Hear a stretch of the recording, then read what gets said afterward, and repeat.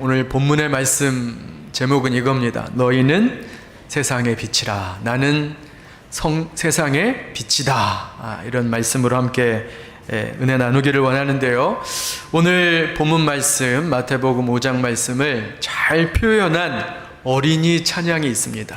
지금 온 세대 예배는 아니고 주일학교 모임은 아니지만 주일학교 학생이 됐다 한번 생각해 보시고, 이 작은 나의 빛 찬양 아세요? 이 작은 나의 빛. 우리 같이 한번 이 작은 나의 빛 한번 찬양 같이 한번 불러보겠습니다. 이 작은 나의 빛 비치게 할 때야. 이 작은 나의 빛, 이 작은 나의 빛 비치게 할 때야. 빛내리 빛내리 빛내리. 2절입니다. 도간에 안두고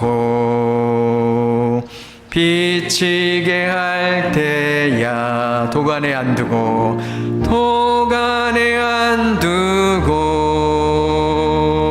비치게 할 때야. 빛내리 빛내리 빛내리. 잘하셨습니다. 근데 발음을 잘 하셔야 돼요. 빛나리 빛나리 이러면 머리숱 적은 분들이 굉장히 당황하세요. 이 찬양을 왜 불렀냐면 어린이 찬양인데 오늘 마태복음 말씀을 아주 정확하게 아주 잘 표현하고 있는 찬양이에요. 오늘 본문의 내용 우리 아까 읽었지만 다시 한번 보겠습니다. 마태복음 5장 14절 15절 우리 같이 한번 읽겠습니다. 자, 시작.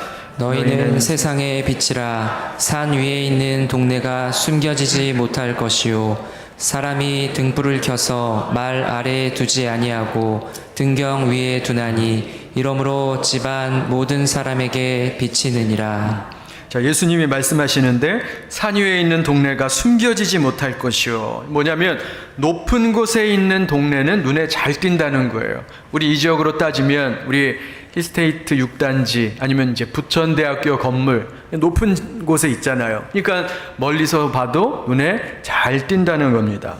자, 등불을 켜서 말 아래 두지 아니한다. 자, 여기서 말하는 말은 홀스가 아니라 쌀 한 말, 쌀 두 말. 우리 나무, 옛날에 나무 그 대박 있잖아요. 쌀 재는 그 대박, 그 말을 말하는 겁니다. 자, 그러니까 등불을 켜서 나무 상자 안에 두지 않는다. 이런 말씀이에요. 자, 왜 그렇습니까? 이 말씀의 핵심이 뭐예요? 등불을 켜는 이유, 빛이라는 것은 드러내고 비치기 위한 것이지 감추고 숨기기 위한 것이 아니다. 그렇죠? 빛을 켜는 이유가 뭡니까? 빛을 밝히고 비치기 위해서 등불을 켜고 빛을 켜는 거 아닙니까?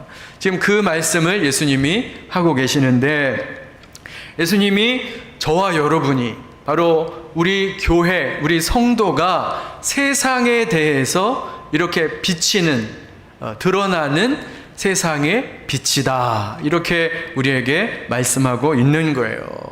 자, 이 말씀을 보면 예수님께서 우리에 대한 굉장한 기대감을 갖고 계신다. 우리에 대한 기대감이 크세요. 그런 마음을 우리가 느낄 수가 있습니다. 그래서 너희는 세상의 빛이라 우리에게 이렇게 말씀하고 계세요. 근데 물론 여기서 우리가 착각해서는 안 됩니다. 착각을 해서는 안 되는데, 우리가 우리의 힘과 우리의 실력으로 우리가 대단한 존재여서 세상의 빛과 같은 존재다, 이런 뜻이 아니에요. 솔직히 우리 타락한 인간, 죄인들은 빛보다 어두움을 더 좋아합니다. 빛으로 나아가는 것보다 어둠을 더 좋아해요. 1977년 미국 뉴욕에 있는 맨하탄에 대규모 정전 사건이 일어났다고 합니다. 변압기에서 불이 나서 이제 그 맨하탄 지역이 흑암 암흑천지가 됐는데 25시간 동안 정전이 됐대요. 자, 그런데 그 사이에 어떤 일이 벌어졌는지 아세요? 그 지역에 있는 1600개의 상점이 약탈을 당하고 불에 탔습니다. 3700명이 경찰의 절도범으로, 폭동범으로 잡혀갔는데 조사해 봤는데 놀라운 것은 그 사람들이 전과자나 불황자나 그런 범죄자들이 아니라는 거예요. 그 중에 상당수가 저와 여러분과 같은 평범한 시민들이었다는 겁니다. 그 평범한, 저와 여러분 같은 평범한 사람들이었는데 불이 나가니까, 암흑이 되니까 도둑이 되고 폭도가 된 거예요. 이게 뭡니까? 결국 우리 마음속 내면에는 어둠을 좋아하는 그런 본성이 남아있다는 것이죠. 제가 말레이시아 쿠알라룸푸르에서 교회 사역을 했는데 저희 교회에서 부흥사경회를 했어요. 그때 강사님으로 분당 우리 교회 이찬수 목사님이 오셔서 말씀을 전해 주셨는데 짧은 시간이지만 같이 식사 교제하고 좋은 말씀을 제가 들었어요. 그런데 이제 제가 놀란 것은 그분이 집회를 하시는데 쿠알라룸푸르 KL 유명한 관광지거든요.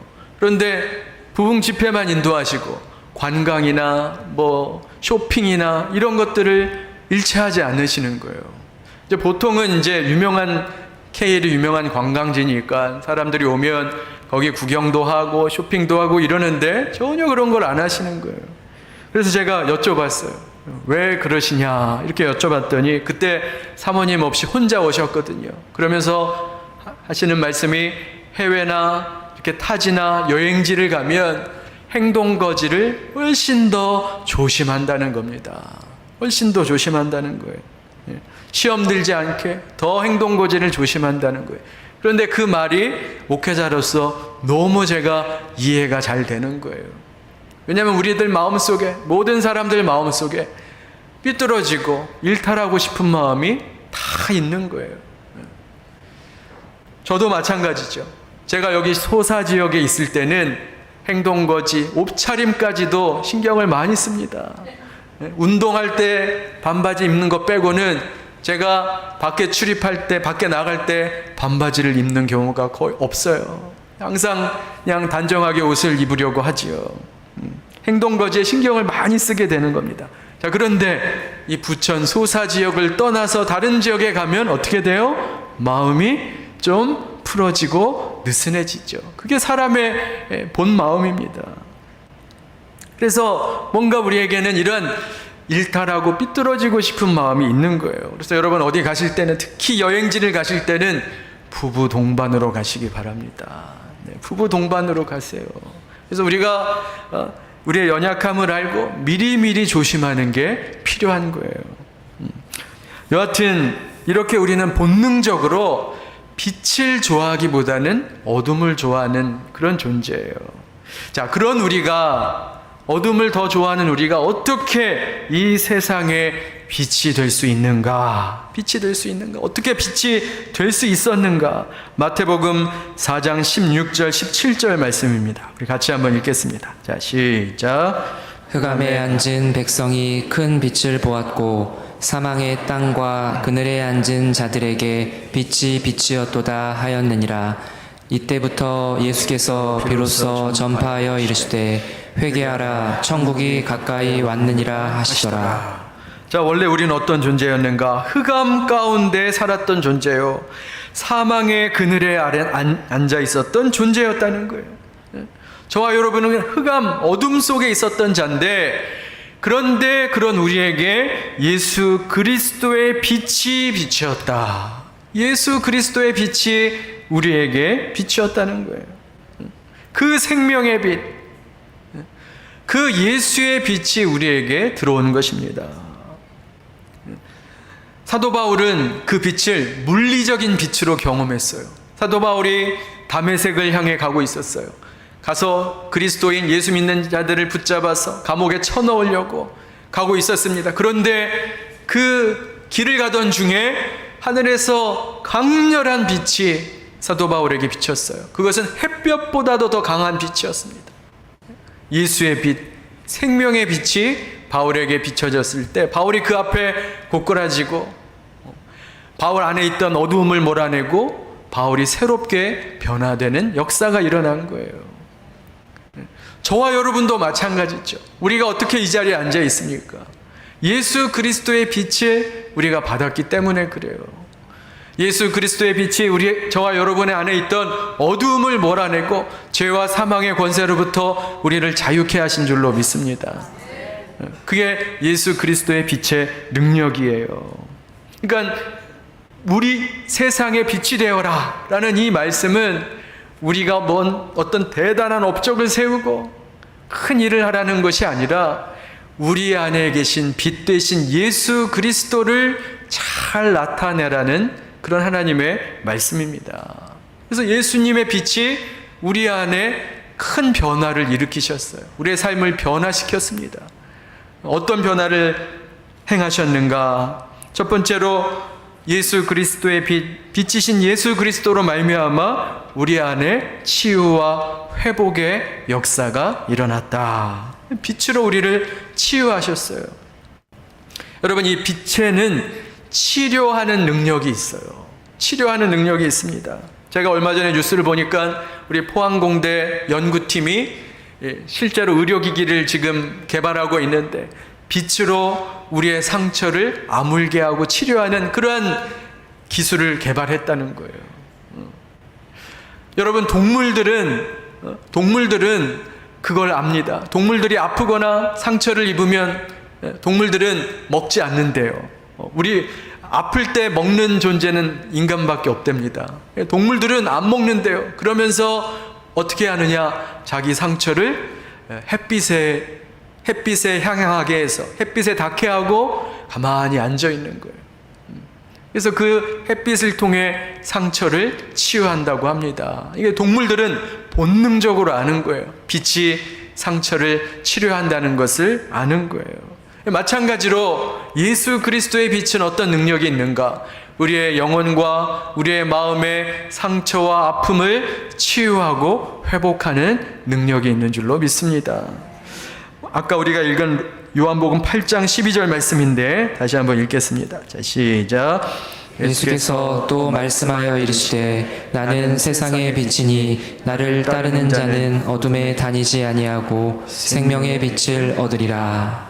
예수님의 빛, 그것은 세상의 빛, 생명의 빛이다. 자, 그런데 이 말씀에는 배경이 되는 사건이 있어요. 여기 요한복음 8장 앞에 보면 서기관과 바리새인들이 한 가늠한 여인을 예수님께 데리고 옵니다. 예수님 시험하려고 했던 거예요. 그러면서 이 가늠한 여인을 예수님 앞에 데려와서 예수님, 모세는 이런 여자를 돌로 쳐서 죽이라고 했는데 예수님은 어떻게 하시겠습니까? 이렇게 시험을 하는 거예요. 그때 예수님이 뭐라고 대답하세요? 너희 중에 죄 없는 자가 먼저 돌로 치라. 이렇게 말씀하시면서 손가락으로 땅에다가 뭐라고 쓰셨어요. 나중에 천국 가면, 근데 성경에는 그 뭐라고 쓰셨는지 내용은 안 나와요. 나중에 천국 가면 예수님께 물어보고 싶어요. 뭐라고 쓰셨는지. 그런데 그 사람들이 예수님 말씀 듣고 그 글을 보고 나서 한 사람씩 떠나갑니다. 그리고 예수님과 그 여인만 남아요. 그때 예수님이 여인에게 말합니다. 나도 너를 정죄하지 아니하노니 따라가서 다시는 죄를 범하지 말라 하고 이렇게 그 여인을 떠나보내게 합니다. 이 예수님의 말씀이 그 여인에게 얼마나 큰 치유가 되었겠는가. 예수님이 바로 그 여인에게 이 말씀을 하시고 바로 나서 나는 세상의 빛이라 이 말씀을 하신 거예요. 그러니까 앞에서 여인에게 예수님이 하신 일들이 빛으로서 하신 사역이고 일이라는 것을 예수님이 설명해 주신 거예요. 그러니까 예수님의 그 따뜻한 말 한마디가 이 여인에게는 빛으로 다가왔다는 것입니다. 이 여인에게 큰 위로가 된 거예요. 모든 사람이 여인을 돌로 치려 했습니다. 모든 사람이 여인을 다 정죄했어요. 그런데 오직 예수님만이 그 여인을 품어주셨어요. 그리고 따뜻한 말로 품어주셨습니다.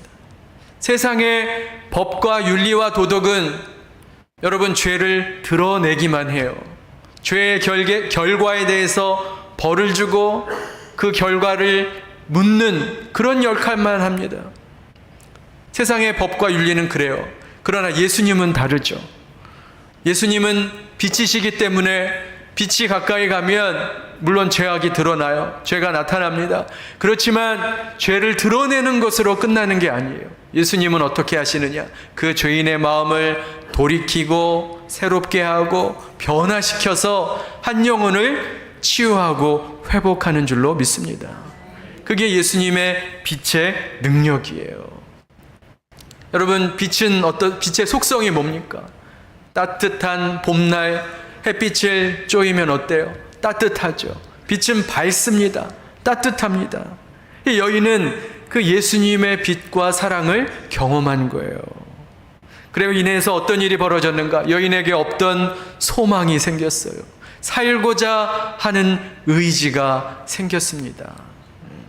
살 소망을 잃어버렸던 한 영혼의 그 아픔과 상처를 치유하고 회복시키는 것, 이것이 바로 예수 그리스도의 빛의 능력이라는 거예요. 아마 여기 계신 분들 중에도 마음의 상처와 아픔이 있으신 분들이 계실 거예요. 그러면 여러분 생각하세요. 그 마음의 상처와 아픔들을 예수 그리스도의 빛에 닿게 하시면 돼요. 예수 그리스도의 빛이 우리의 마음의 상처와 영혼의 아픔을 치료하고 또 회복하게 할 줄로 믿습니다. 세상 사람들은 다른 방법들을 시도하죠. 술을 마셔서 잊어보려고 하기도 하고, 음악이라는 방법, 여러 가지 방법들을 취합니다만 아닙니다. 그걸로 해결되는 게 아니에요.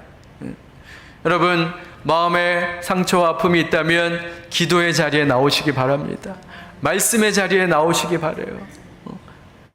다 설명할 수는 없지만 예수 그리스도의 놀라운 빛이 우리의 영혼을 따뜻하게 감싸고 포근하게 치료하고 회복하는 은혜가 있다는 것을 꼭 기억하세요.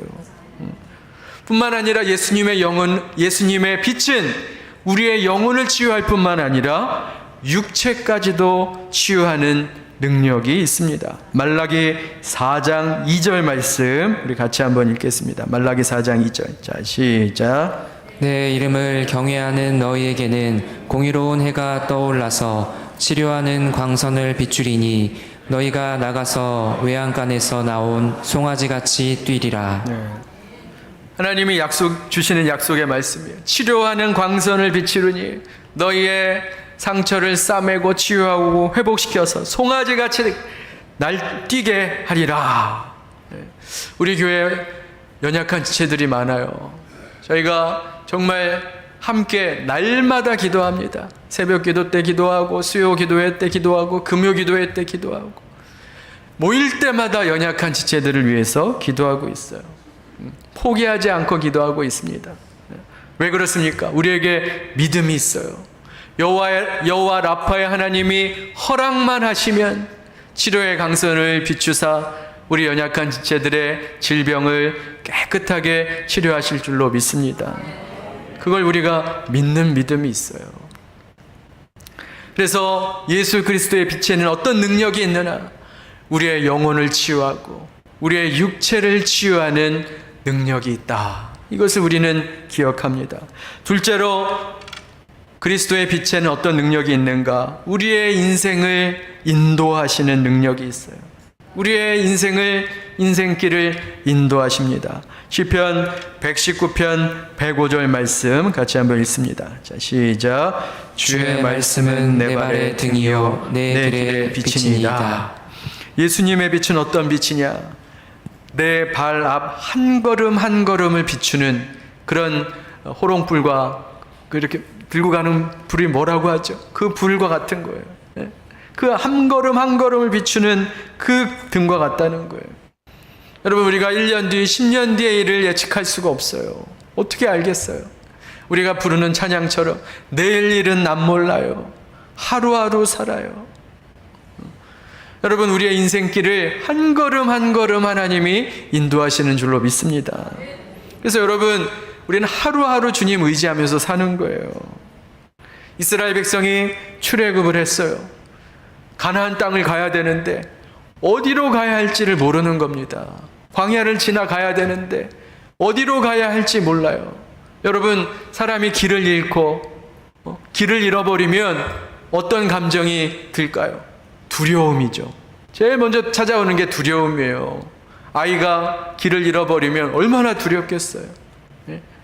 그래서 길을 잃어버리면 두려움인데, 특히 깜깜한 밤 어디로 가야 할지 모를 때 그 마음에 두려움이 찾아오는 겁니다. 이스라엘 백성이 그런 두려움 속에 있을 때 하나님이 어떻게 인도하셨는가? 낮에는 구름 기둥과 밤에는 불 기둥으로 이스라엘 백성이 한 걸음 한 걸음 나아갈 수 있도록 인도하셨어요. 그게 바로 예수님의 빛의 능력인 줄로 믿습니다.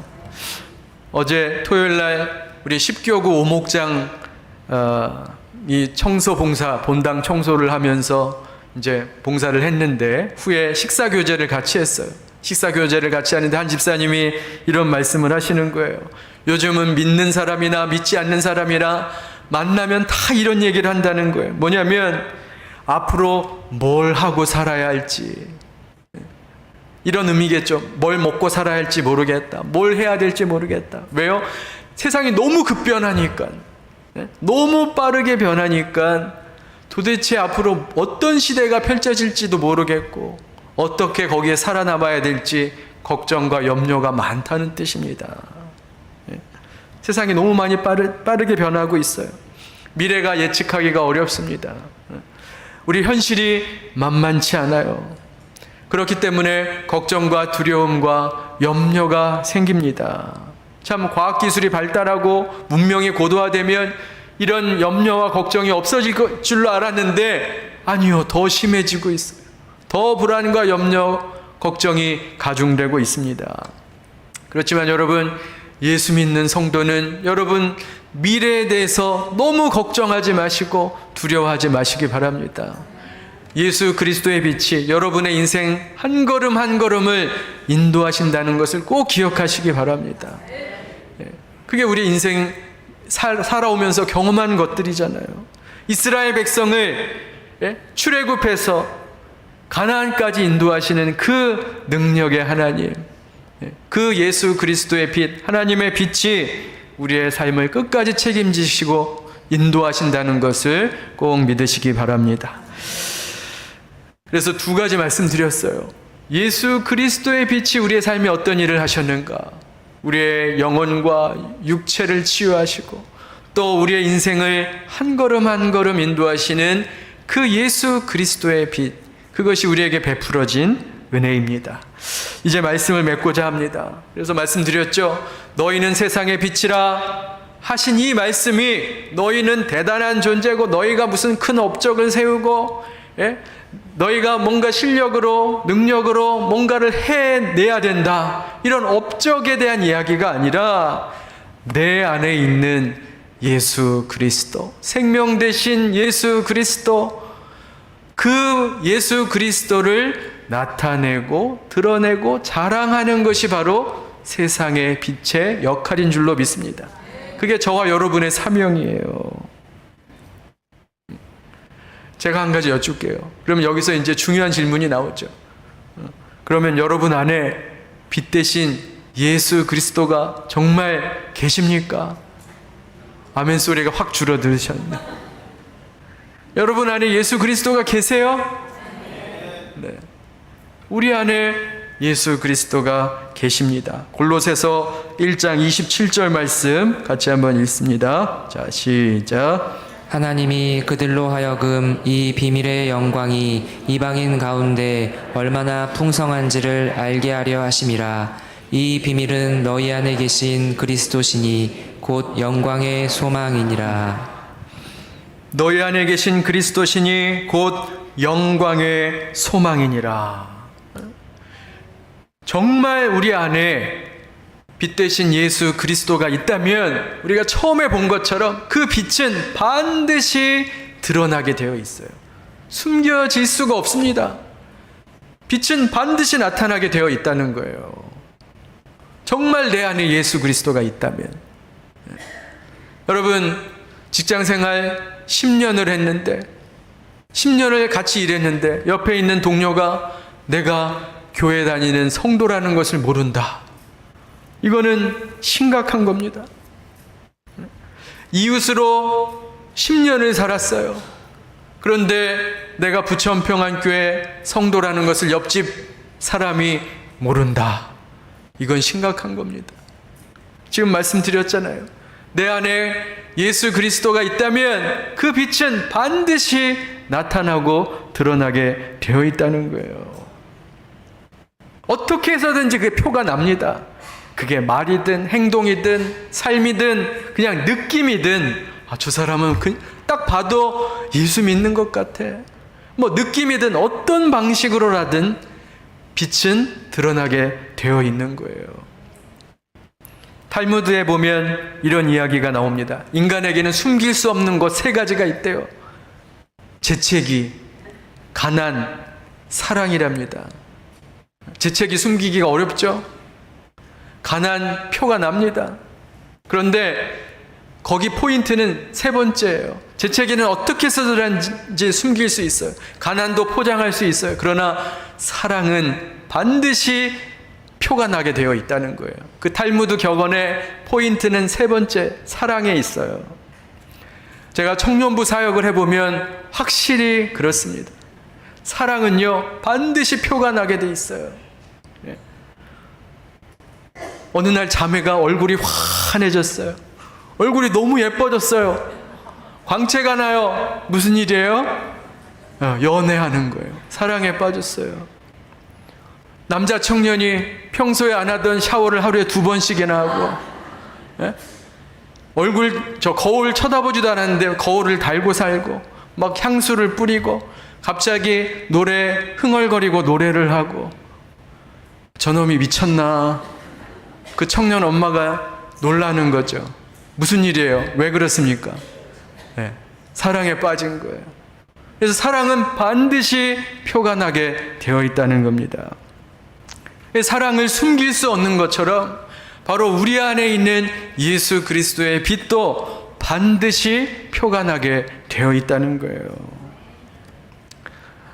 저는 확실히 믿습니다. 여기 계신 분들 모두가 이미 예수 그리스도의 빛을 받고 예수 그리스도의 사랑을 경험한 줄로 믿습니다. 자, 그런데 우리가 시간이 지나다 보면 또 우리의 연약함 때문에 또 우리의 힘든 현실 때문에 그것이 옅어지고 약해질 수 있어요. 첫사랑에 대한 그 감격과 그 감동이 옅어질 수가 있어요. 그런데 오늘 이 말씀을 기억하시면서 다시금 주님을 향한 그 사랑, 그 주님의 은혜에 대한 그 감격이 다시금 회복되시길 주님의 이름으로 축원합니다. 내 안에 분명히 예수님이 계시잖아요. 내가 그 그리스도의 빛을 받았잖아요. 그 예수 그리스도의 따뜻함과 사랑과 그 포근함이 내 영혼의 아픔과 상처를 치유하시고 회복하시고, 또 내가 갈 길을 몰라 방황하고 헤맬 때 예수님이 한 걸음 한 걸음 내 삶을 인도해 주셨구나. 우리가 이 사실을 기억한다면 내 안에 계신 예수 그리스도, 그분을 나타내고 드러내고 자랑해야 할 줄로 믿습니다.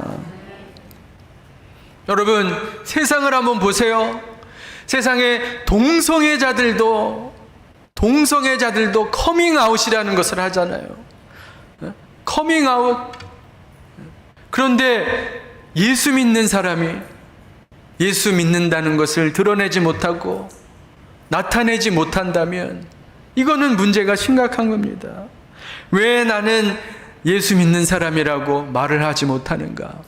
왜 나는 예수님 섬기는 성도라고 드러내지 못하는가? 우리 자신을 돌아봐야 합니다. 우리 마지막으로 마태복음 10장 32절, 33절 읽고 마치겠습니다. 마태복음 10장 32절, 33절 같이 읽습니다. 시작. 누구든지 사람 앞에서 나를 시인하면 나도 하늘에 계신 내 아버지 앞에서 그를 시인할 것이요 누구든지 사람 앞에서 나를 부인하면 나도 하늘에 계신 내 아버지 앞에서 그를 부인하리라. 이것도 같은 말씀이에요. 정말로 예수 그리스도를 소유하고 그 빛을 가진 자라면 사람 앞에서 하나님을 시인한다는 거예요. 부인할 수 없다는 겁니다.